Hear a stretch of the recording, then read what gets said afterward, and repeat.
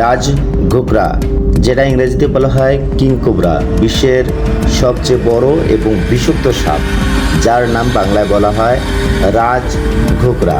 এটি সবখানে কিন্তু থাকে না, অনেক জায়গায় এটা খুঁজে পাওয়া যায়। আবার 2 নম্বরে আছে গ্যাবুন ভাইপার, দীর্ঘ 20 দাঁত এবং চমৎকার ছদ্মবেশী গ্যাবুন ভাইপার।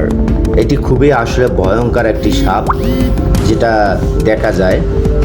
3 নম্বরে রয়েছে ব্যান্ডেন সি স্নেক, সাগরের শান্ত কিন্তু প্রাণঘাতী ব্যান্ডেন সি স্নেক।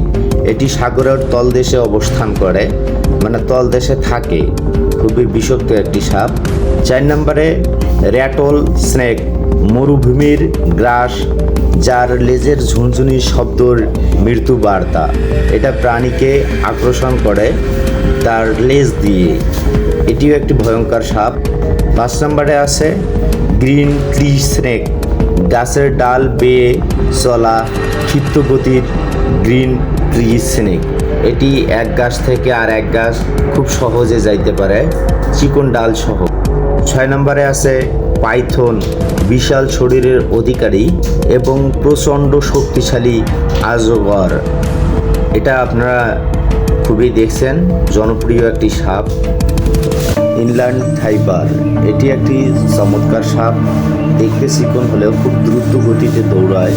এটি কিন্তু ঝেপে ঝেপে মানুষকে ক্ষতি করার চেষ্টা করে, যে কোনো প্রাণীকে খুব সহজে স্প্রিংয়ের মতো ঝাঁপতে পারে।